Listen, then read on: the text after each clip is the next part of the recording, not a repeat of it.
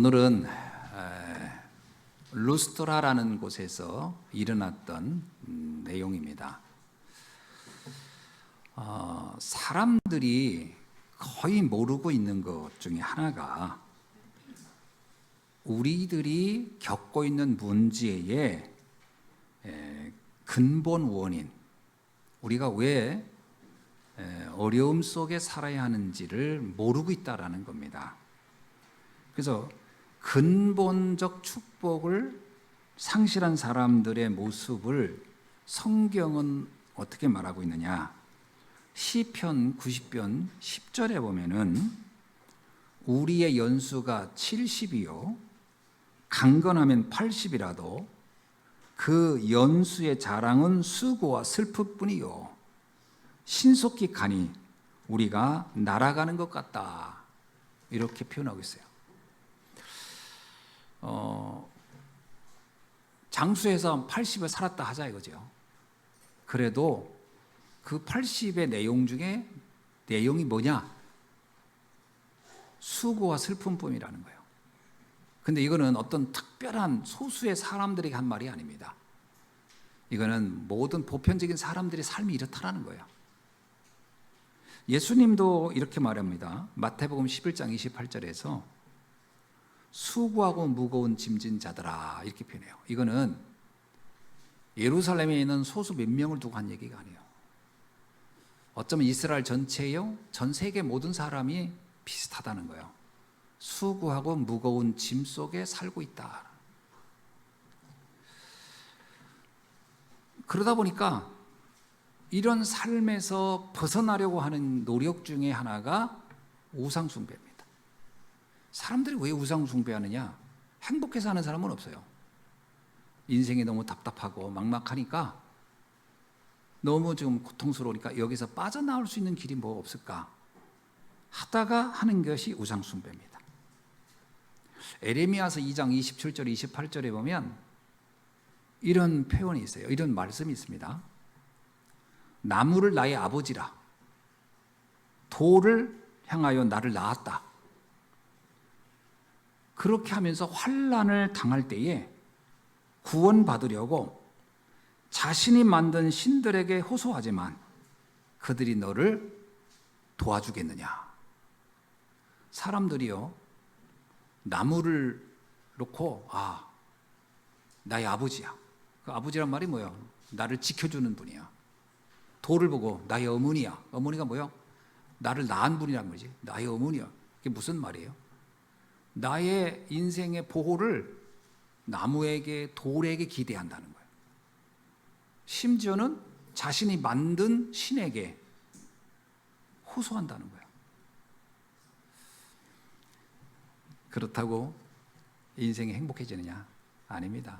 그냥 소망을 가지고 있을 뿐이죠. 왜 그러냐? 인간이 나의 근원을 모르기 때문에 그래요. 성경은 나를 뭐라고 얘기하냐면 창세기 1장 27절 28절에 모든 사람은 하나님의 형상대로 창조됐다 그래요. 모든 사람은 하나님의 영적인 능력과 그 보호 속에 있게 돼 있다. 하나님의 형상은 하나님의 보호 속에, 그러니까 나무와 돌이 나를 보호하는 게 아니라니까요.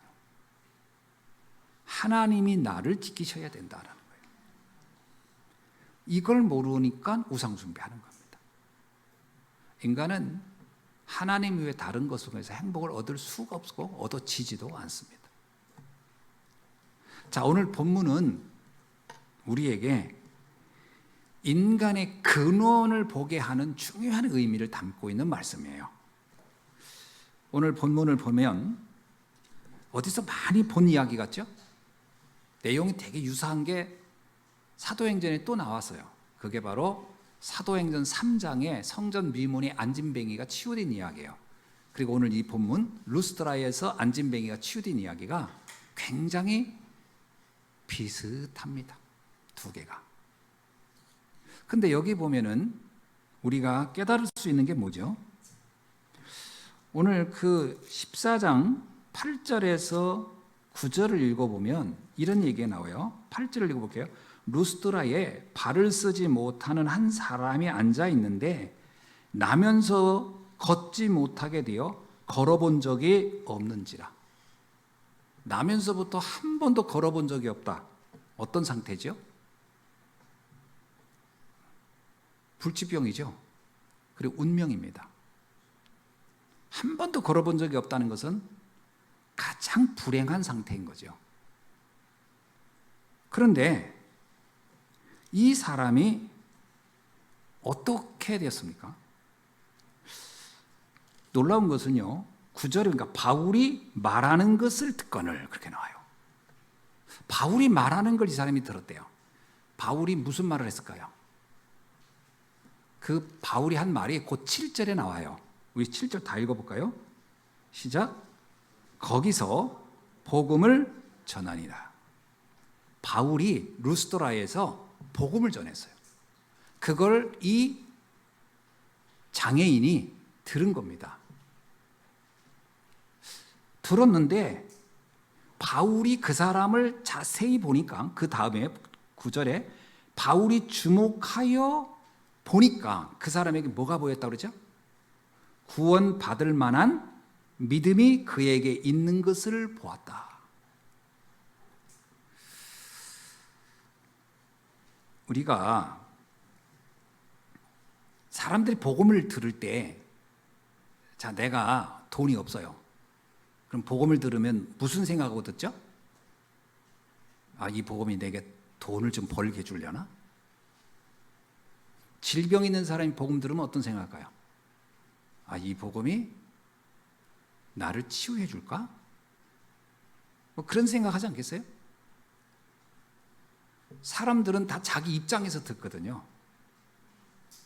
오늘 이 자리에 오신 여러분도 여러 입장에서 아마 들을 거예요.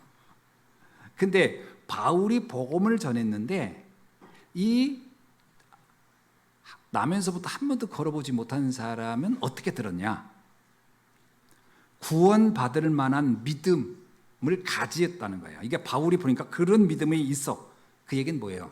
이 안진뱅이가, 이 장애인이 어떤 관점으로 들었냐면, 아, 이 복음은 나를 치유해 줄 거야. 나를 일어서게 해줄 거야. 이런 관점으로 들은 게 아닙니다, 사실은. 여기서 구원이라는 것은 근원적인 하나님을 만나게 하는 인간의 근본의 저주와 재앙을 해결할 분으로 들었다는 거예요. 그러니까 자기의 문제를 초월해서 말씀을 들은 거예요. 우리가 말씀을 들을 때요, 사람들은 거의 자기 수준에서 듣습니다. 내가 어려우면 어려운 것 때문에, 힘들면 힘들어서, 고통스러우면 고통스러워서 그거 해결해 보려고. 그거는 종교거든요. 제가 얘기했죠. 법주사에 가서 그 기도문을 다 이렇게 읽어보지는 않았지만 앞에 있는 거 몇 개 읽어봤는데 전부 다 자신의 문제 놓고 이제 도와달라는 거잖아요. 근데 이 안진뱅이를 볼 때, 이 사람을 볼 때 바울은 뭘 봤냐? 이 사람은 치유받는 정도가 아니에요. 나의 영혼이 구원받기를 원하는 마음으로 바울의 말씀을 들었다. 이게 왜 이렇게 중요하냐면 누가복음 17장 11절로 19절에 보면은 나병 환자 10명이 예수님께 와서 치유받고 간 이야기가 있어요. 자, 치유받고 갔어요. 나병 환자 10명이. 근데 그들 중에 한 명만 예수님께 왔어요. 그리고 9명은 그거로 족하다 여기고 다 떠났어요. 그때 예수님 뭐라 했냐면, 야, 그 9은 어디 갔니? 그랬어요. 사람들이 그냥 다 돌아갔습니다. 한 명, 사마리아인 한 명만 왔어요. 그때 그에게 말합니다. 네가 구원을 오늘 받았다. 9에게 이루어진 건 치유지 사실 구원은 아니에요. 그러나 이 한 명, 이 사람에게는 구원을 선포합니다. 다른 거예요. 우리가 신앙생활하면서 형편 좋아질 수 있어요. 근데 그건 목표가 아닙니다. 하나님의 목적도 아니고.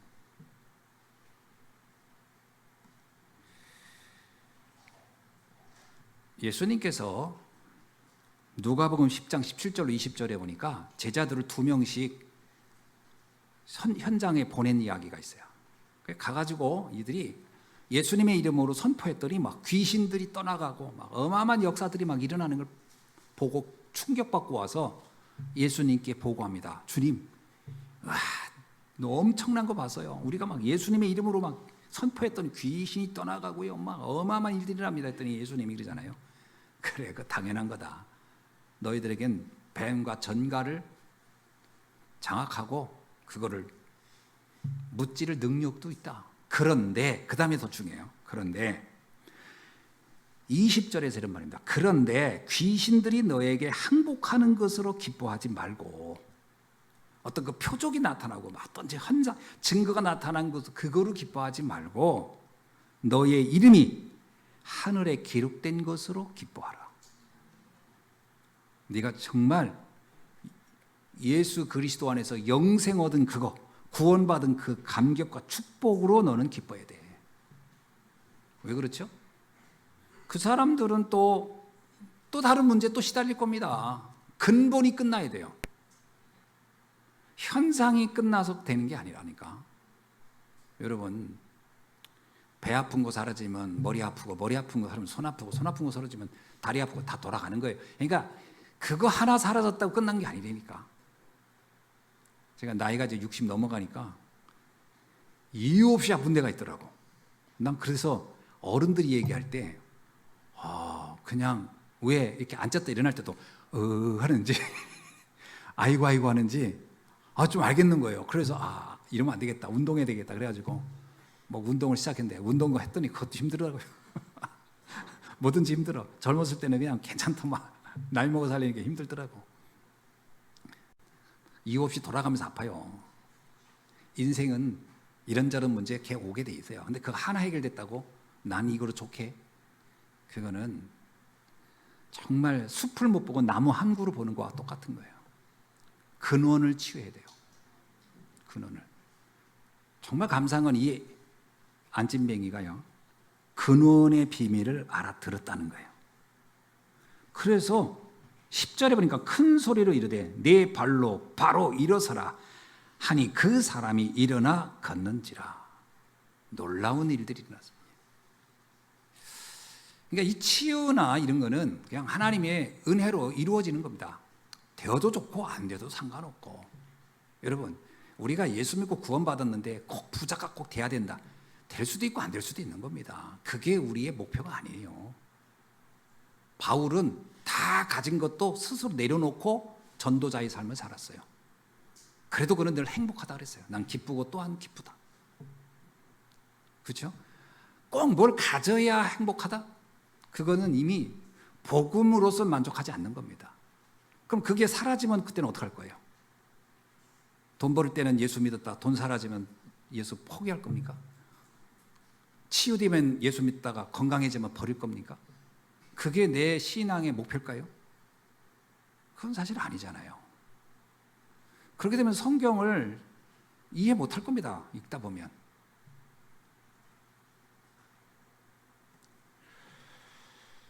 우리가 받은 최고의 축복, 그것은 내가 영혼 구원을 받은 하나님의 자녀가 되고 영원한 생명을 얻은 것이 최고의 축복인 줄로 믿습니다. 복음을 뭐라고 표현했느냐?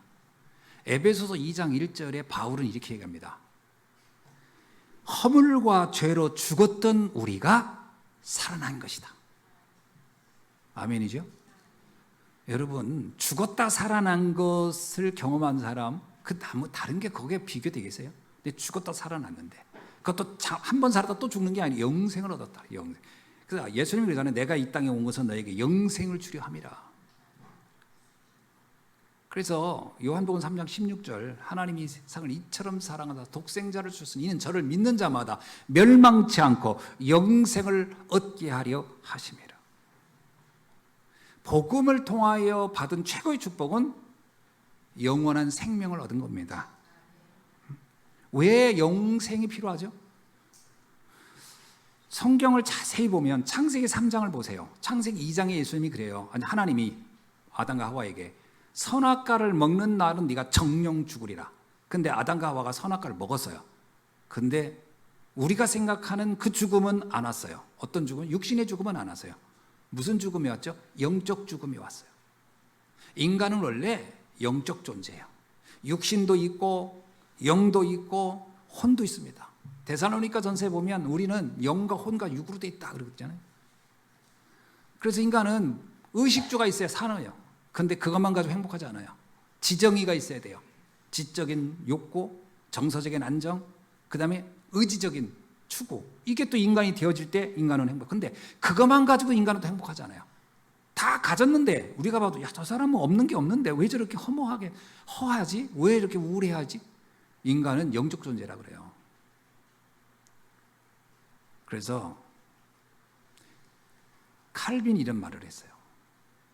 하나님으로부터 만족할 수 없는 인간은 영원한 만족을 누릴 수 없을 것이다.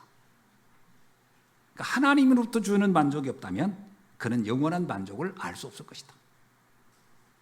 그러니까 인간은요, 영적 존재로 태어난 거예요. 그래서 하나님이 주시는 그 은혜, 하나님과 함께하는 축복이 반드시 필요한 겁니다. 그것을 영적 생명이라고 하는 거예요. 그리고 우리가 죽으면 영원한 천국에 가는 겁니다. 그런데 이 부분이 죽어버린 거예요.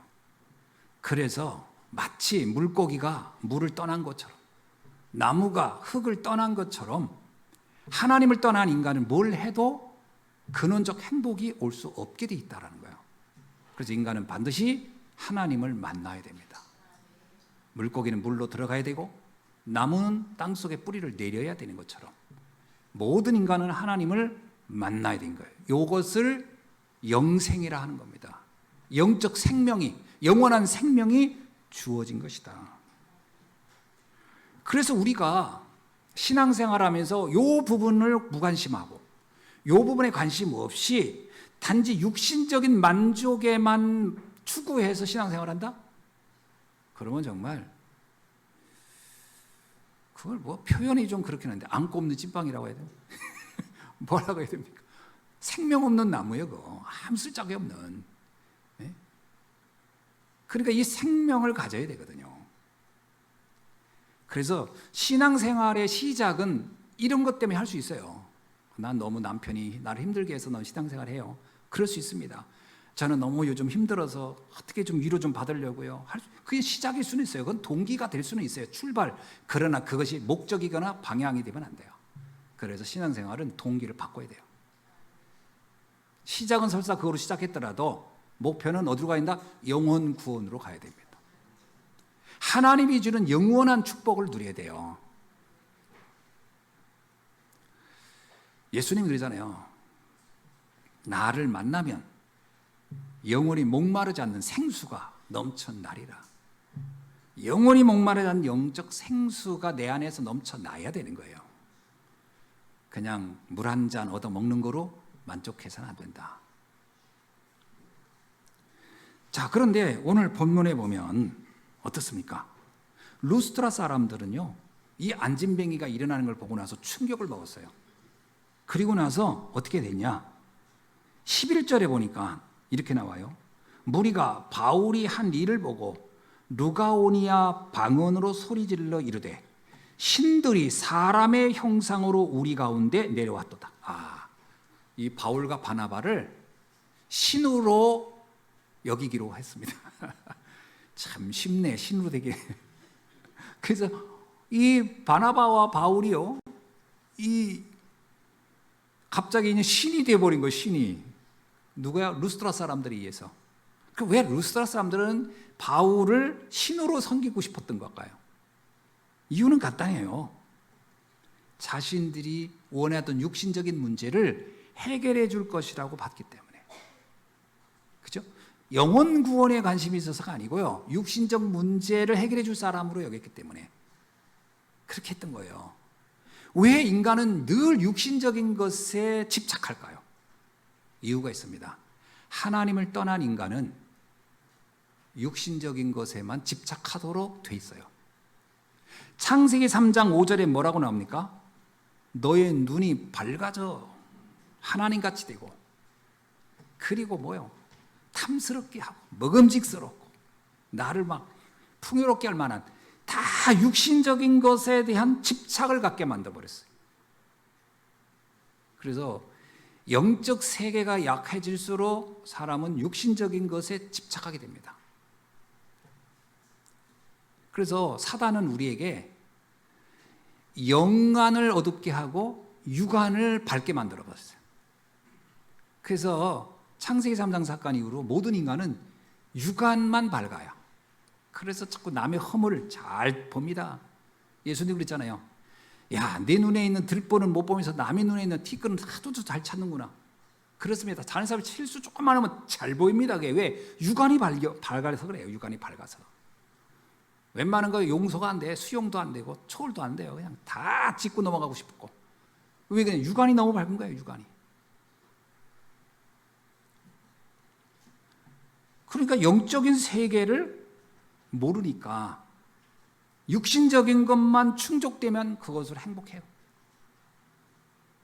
그게 모든 시간을 거기다 다 투자하고 모든 관심을 거기다가 집중하게 되는 거죠. 마태복음 16장 14절에 보면 예수님을 따라온 사람들이 있었잖아요. 가이사라 빌립보 지방에서. 그때 예수님이 이제 제자들에게 저 사람들이 왜 나를 따라오는지 가서 한번 점검해봐라 그랬더니 가서 물어보니까 사람들이 대답하기를 세례 요한처럼 여기고 엘리야처럼 여기고 에레미야처럼 여기고 선지자 중에 한 사람처럼 여기서 우린 예수님을 따라왔습니다 이 말 하잖아요. 그 이 네 내용이 다 뭘 얘기하면요, 육신적인 것에 대한 해결자예요. 지금 이 유대인들이 예수님을 따라올 때 영적인 걸 바라보고 온 게 아니고요, 다 육신적인 기대를 가지고 왔다라는 거예요. 육신적인 뭔가 나를 해결해 줄 거, 각자의 자기의 동기 가지고 그거를 채워줄 뿐으로 여기고 예수님을 따라왔다라는 이야기잖아요. 그래서 안 되는 겁니다. 그래도 그때 다행이죠. 예수님이 제자들에게 물어요. 그럼 너희들은 나를 어떻게 보냐? 그랬더니 그때 베드로가 참 중요한 대답을 합니다. 어마어마하게 충격적인 답을 해요. 주는 그리스도시요 살아계신 하나님의 아들이십니다. 처음으로요, 지구 태어나고 지구 생기고 처음으로 예수님이 그리스도라고 가장 정확히 공포하고 선포한 사람이 베드로예요. 주는 그리스도십니다. 살아계신 하나님의 아들이십니다. 그리스도가 뭡니까? 그리스도가요, 사단으로부터 해방해 주시는 왕, 우리의 하나님 떠난 그 죄로부터 그 죄를 해결해 줄 참 제사장, 그리고 우리가 지옥 가야 되는데 우리를 천국으로 갈 수 있도록 길을 열어주신 참 선지자 되시는 분이십니다 라고 한 고백이죠. 엄청난 고백을 한 거죠. 근데 이 루스드라 사람들은 바울이 와서 복음을 말했을 때 분명히 그리스도의 삼직을 얘기했을 거란 말이에요. 그리스도의 삼직을 얘기하지 않고는 그리스도를 설명할 수가 없으니까, 예수가 누구냐? 그분이 그리스도인데 그리스도가 무슨 일을 하러 왔겠냐? 우리의 죄를 해결하고 오신 분이요, 우리의 사단에게 잡혀있는 우리의 그 운명을 바꿀 분이요, 우리가 지옥 가야 할 우리를 천국 가게 하는 분으로 오셨다. 그분은 우리의 유일한 중보자시고 유일한 구원자시다. 이렇게 선포했을 거란 말이에요. 그런데 이 안진뱅이 한 사람을 제외하고 나머지는 어떻게 알아들었냐? 그렇게 알아듣지는 않았어요. 전부 다 그건 관심 없고 다 육신적인 거. 그 예수님이 요한복음 6장에 나오면 그거 나오잖아요. 오병이의 기적을 행했더니 수많은 사람이 따라왔어요. 왜 그랬죠? 육신 문제 해결해 주니까. 그래서 예수님이 그들을 보고서 이제는 더 이상 너희에게 이제 떡과 물고기를 먹여주고 싶지 않다. 그러면서 예수님이 한 재미난 얘기예요. 내 살과 피를 먹어라 이 말을 했어요. 왜? 내가 너희의 생명의 떡이다. 나를 먹는 자는 영원히 굶주리지 않고 목마르지 않을 것이다. 그랬더니 거기 있던 사람들이 뭐라고 했어요? 야, 우리는 그걸 원하는 게 아닌데 우리는 저걸 원하지 않아. 우리는 떡을 원해. 고기를 원하고. 그러면서 그들이 다 떠났다고 나와요. 그러니까 제자들이 옆에서 이런 얘기해요. 예수님, 메시지가 너무 어려워요. 그렇게 얘기하면 누가 예수님을 따라오겠어요? 그게 무슨 얘기예요? 그러면 떡 주고 고기 줄 테니 나를 따르라 이렇게 얘기해야 되겠습니까? 오늘날 잘못하면 교회를 그렇게 다니거든요.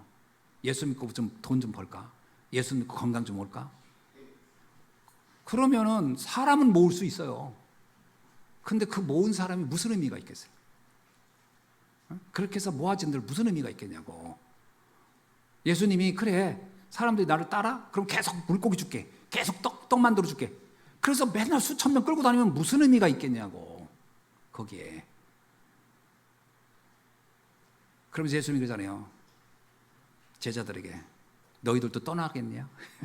그럼 너희도 떠나. 그렇게 내가 말한 게 그렇게 어렵고 못 알아듣겠고 관심이 없으면 너희들도 떠나. 그랬더니 뭐라고요? 그때 제자들이 얘기해요.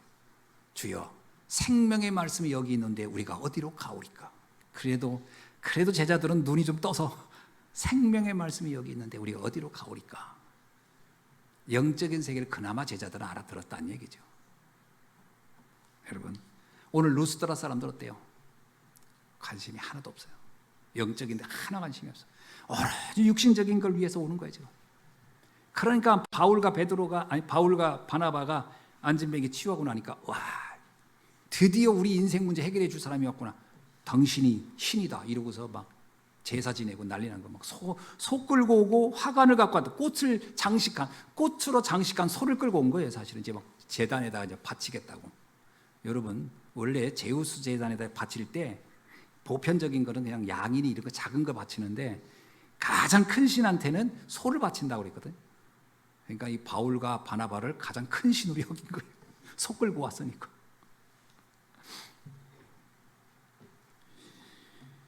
유감만 열린 사람들이에요. 그러니까 바울과 바나바가 뭐라고 계세요? 성경에 나오잖아요. 이렇게 나올게요. 13절에 제우스 신당의 제사장들이 소와 화환들을 가지고 대문 앞에 와서 무리와 함께 제사를 하고자 하니 14절인가 두 사도 바나바와 바울이 듣고 옷을 찢고 무리 가운데 뛰어들어가 소리 질러. 이런 상황을 보고는요 가만히 있을 수가 없어요. 이런 상황 보고 아 그래 나를 신으로 섬겨라 이러면 진짜 이건 벼락 맞아 죽을 인간이지. 그런데 이들이 알았어요. 옷을 찢고 뛰어가서 외칩니다. 이게 무슨 짓이냐고. 그러면서 말하죠. 우리도 여러분과 같은 성적 똑같은 인간이다. 어찌 인간한테 그렇게 할 수 있겠냐. 유관만 열리면요 우상 숭배는 자연스럽습니다. 우상 숭배가요 요즘 뭐 우상 숭배하면 사람들이 그러지만 안 그렇습니다. 대만을 가봐도 그렇고요, 일본을 가도 그렇고요, 뭐 저는 뭐 저기 아르메니아나 러시아 가도 그렇고 유럽을 가도요 전부 다 사실은 우상 숭배하고 있어요. 제가 러시아 그 지하철 가가지고 깜짝 놀랐어요. 거기 갔더니 어떤 동상이 하나 있는데 그 발이 반짝반짝 빛나더라고. 그래서 왜 빛나나 하고 봤더니 아침에 출근하는 사람들이 내려가면서 그 발에다가 다 손 한 번 떼고 뽀뽀 한 번. 나는 그래서 코로나가 많이 번졌을 거예요. 거기다가 다 뽀뽀. 아니 코로나 걸린 사람이 뽀뽀하는데 또 뽀뽀하고 또 뽀뽀. 다 우상수. 지난번 블라디보스토크 갔더니 어땠습니까? 큰 성화가 있는데 그 성화라고 그죠? 근데 그 그림 그 밑에 반짝반짝 빛나더라고. 그러니까 전부 다 거기다 손대고 기도하고 있는 거예요. 왜 그게 무슨 성화입니까? 했더니 그게 재물의 복을 주는 사람이에요. 성당도 역시 똑같아요. 다 육신적인 것 놓고 가서 기도하고 있는 거예요. 루스드라 사람들이나 그들이나 오늘 우리들이나 뭐가 다르냐? 이런 걸 보면 우리가 옷을 찢어야 돼요. 이런 걸 보면 이러면 안 되는데. 15절에 바울이 이렇게 외칩니다. 바울의 메시지가 아주 중요하죠. 자, 읽어봅시다. 이르되 여러분이요 어찌하여 이러한 일을 하느냐? 우리도 여러분과 같이 성정을 가진 사람이라. 여러분에게 복음을 전하는 것은 이런 헛된 일을 버리고 천지와 바다와 그 가운데 만물을 지으시고 살아계신 하나님께로 돌아오게 함이라. 여기서 중요한 게 우리는 그냥 인간에 불과하다. 인간에게 절대 우상 숭배하지 말아라. 그런 거죠. 나는 너희들이 우상 숭배한들, 나한테 숭배한들 나는 해결해 주는 게 아무것도 없어. 여러분 사람을 믿지 마세요. 제가 늘 얘기하죠. 사람은 믿음의 대상이 아니에요. 사람을 믿으면 반드시 여러분은 상처받습니다. 사람은 믿음의 대상이 아니에요. 국률의 대상이지. 모든 사람은 국률의 함을 얻어야 돼요. 모든 사람은 하나님의 은혜가 필요한 것이지 믿음의 대상이 아니라니까. 그러니까 누구한테 나를 믿어라. 그 말하는 순간 거짓말하고 있는 거예요. 그 사람. 뭘 나를 믿어요. 그냥 나를 불쌍히 여겨줘. 그게 정답이지. 누구를 믿지 마세요. 아니 바울과 바나바는요, 그 안진뱅이 고치고도 그렇게 했잖아요. 나는 그냥 성정이 같은 사람이야. 나는 하나님의 그냥 그 능력을 잠시 전달했을 뿐이지 나는 아무것도 할 수 없어, 이 말이에요.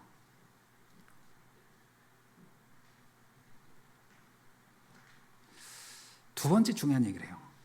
헛된 일을 버리라는 거예요. 뭐가 헛된 일이죠? 여기 단순히 이제 겉으로 표면적인 거 보면 이 사람들이 바울과 바나바를 신으로 여기는 그 일, 신처럼 섬기려고 했던 그 일이 헛된 일이긴 하지만 더 본질로 들어가면 뭐예요? 육신을 위해 사는 거예요. 육신적인 것만을 그것만 밖에는 생각이 안 나. 그것이 주어지면 다야. 나는 돈만 벌면 다야. 성공만 하면 다야. 이런 것이 헛된 일이라는 거예요. 하나님이 그랬잖아요. 풀은 시들고 꽃은 떨어지나. 다 세상의 것은 다 지나가는 것들이에요. 거기에 인생을 걸 이유가 없어요. 그래서 바울이 그러잖아요. 내가 빌립보서에서 3장에서 내가 그리스도 알고 나서 그 전에 그렇게 자랑하던 것, 세상에서 막 대단하다고 여겼던 것들이 다 배설물처럼 보여진다. 저는 이게 정상이라고 봐요. 오직 가장 고상한 것은 그리스도를 아는 이것이다.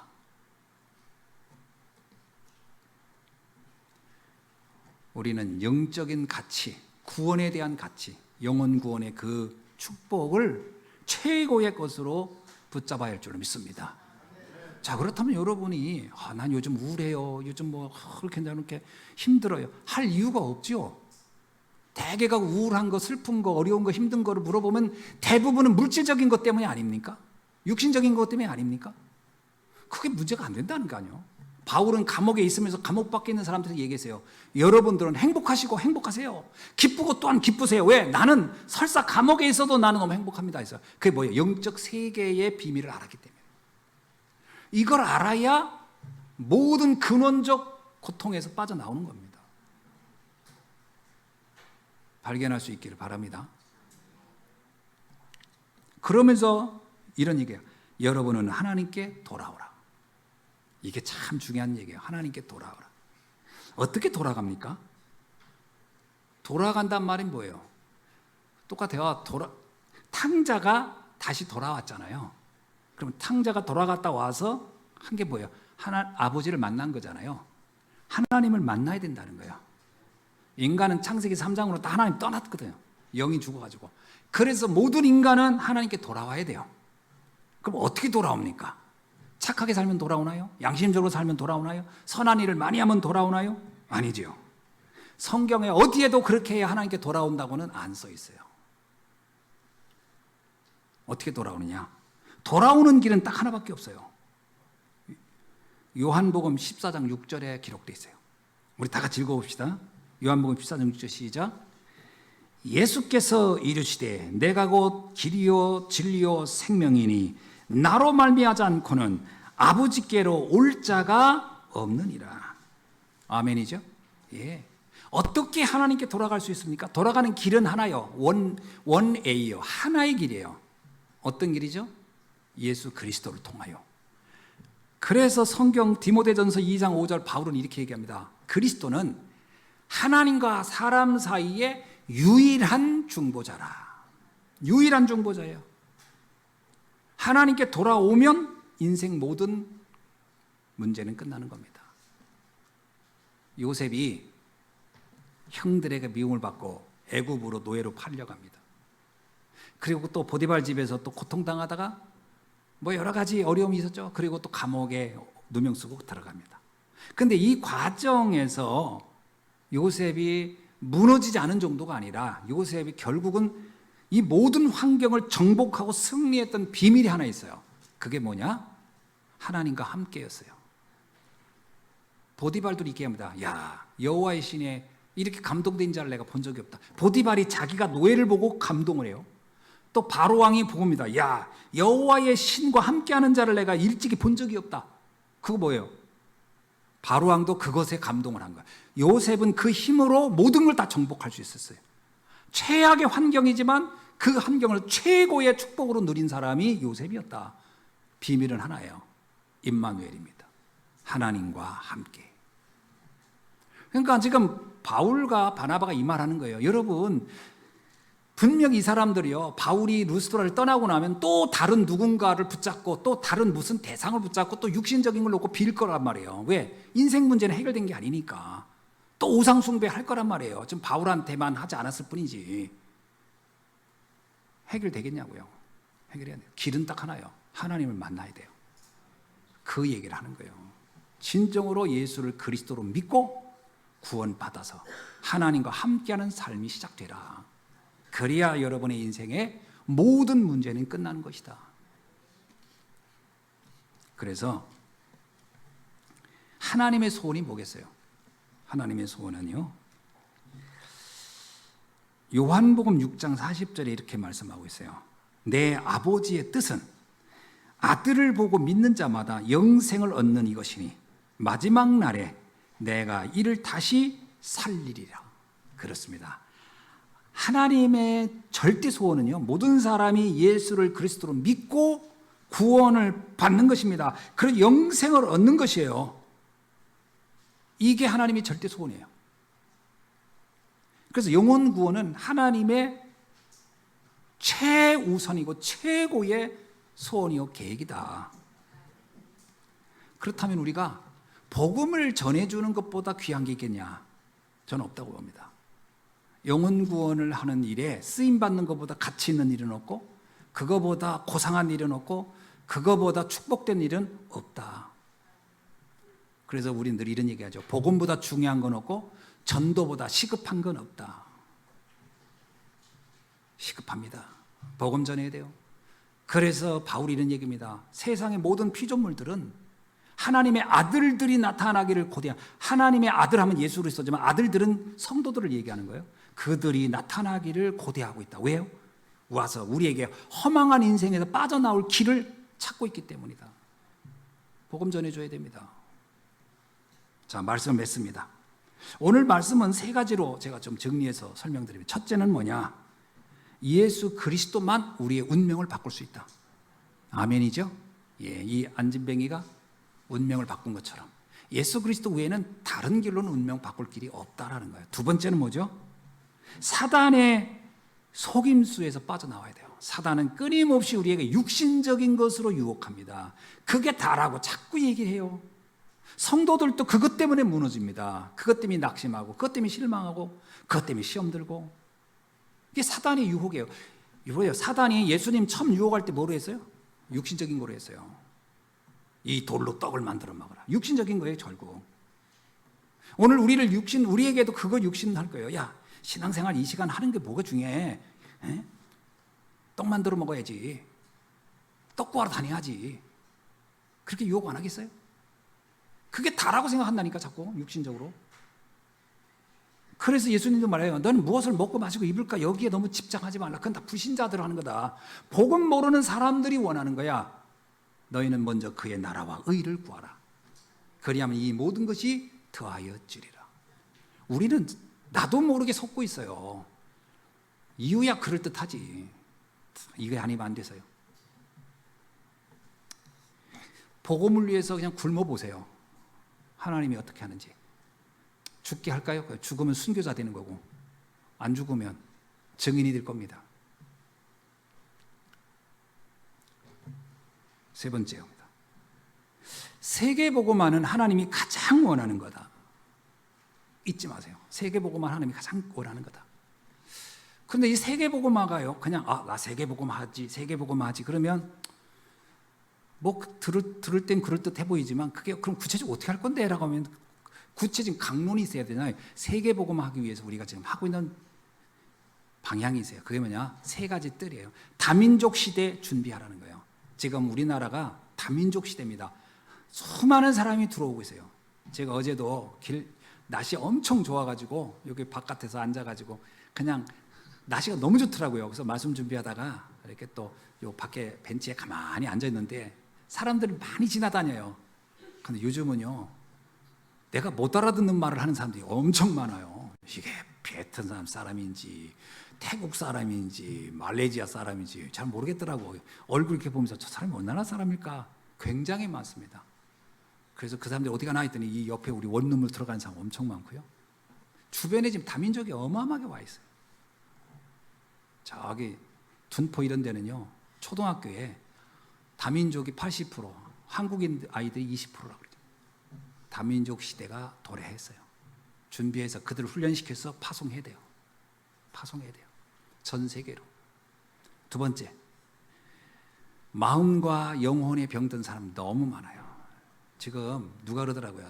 정신 문제로 시달리는 사람이 얼마나 많냐면 거기에 있는 그 이렇게 그 입원실이요.